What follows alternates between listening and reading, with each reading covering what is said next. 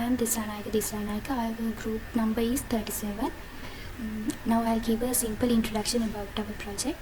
The furniture design is a web-based application developed to help users plan room layouts and arrange furniture in an interactive way. The system allows users to define room size, place furniture items, and visualize the design in both 2D and 3D views. It was designed using human-computer interaction principle to provide a simple and user-friendly experience. The application includes features such as user authentication, a dashboard, and a designer workplace where the users can edit room layouts using drag and drop functionality. Here, the designers have two logins, and there is only one login for the admin. This is the dashboard. The system was designed using React.js, a single-page application with technologies like JavaScript, HTML, CSS, and React. These testing methods, such as functional testing, usability testing, and integration testing, were conducted. Now, I'm going to talk about this structure of this dashboard. First thing, this is the saved designs, furniture pieces, how many furnitures are there, and the average of the design. This part is the visual representation of the design trend, and this one is design richness, most furnished room, last edited, and the last part is going to be recent designs, room name, items. Items means number of items in the room, and the last updated. And my other part is going to be persona, and this one, it is a question based, and it's going to be the main users of the system are in store furniture designs and the store administrators. Designers help customer visualize how furniture will look in their room while the admin manage the system. And the last part of me is storyboard. It means a problem.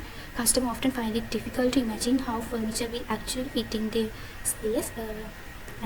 Thank you. Hi everyone, I am Nitin Madhagedara and my focus is on how our user flows are structured to provide a seamless experience right from the start. So let's begin with the login screen. In here, we design our authentication screens to be completely friction free for both designers and admins. Here we can register a new user, choosing a username, password.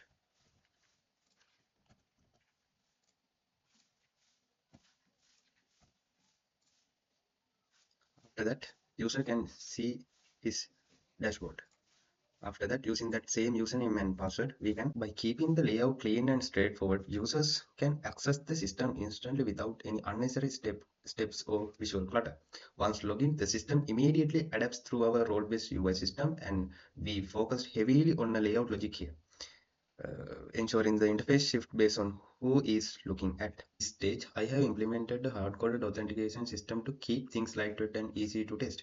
We define two preferred users directly in the code. The first is an admin user with full access privileges. This user has a fixed username and a password. So here you can see the admin credentials. The other one is the legacy design user, so which simulates a regular end user of the platform. This user helps us to test the role-based behavior and the user-specific features. So in here, when we log in as an admin, this is the dashboard you can see. So this is one login form for both user and the admin.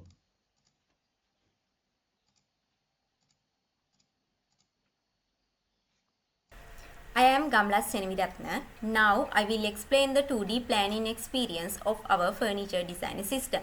This is the top-down 2D canvas which is easy to understand because it looks like a simple floor plan. On the left side, this is the room. User can also rename room names and width sizes in changing this done, and height sizes changing this type, and room shapes in rectangles, L shapes or ovals, circles, and L shapes in room shapes are there. And wall color changing is the 2D part, not 2D parts, is the 3D parts. And floor color changing is this type. And now on the right side there is the furnitures collection. These the living rooms, bedrooms, dining rooms, office, entryway. And living rooms are examples. User can also drag and drop these items on on into the room. When an item is selected, the blue borders and white handles appears, showing that it can be changed. And this furniture is not matching is this removing part. And now selected the furnitures, user can also change the rotation this part, and the furniture color changing this type, and scaling changing. Now user can also move the items into any positions and canvas. This type. So overall this interface is simple, interactive and easy to use. Thank you. I'm Siumi Patapandi. My part is 3D view. First of all, we added furnitures in a bedroom, added bed and almari like this. Now let's see how it's shown in a 3D view. It's shown like this. We can rotate it 360 view. And we can also add furnitures in a 3D view like this and change the place of it. In a 3D view, we can also change the daytime, nighttime and daytime like this.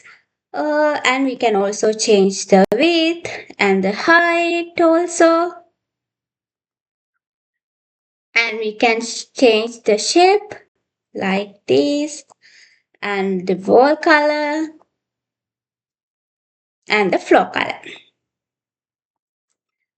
When selected a furniture item, we can edit it like to change the color and rotate it and the height. And also we can remove it. We can clear all room items in one time like this option.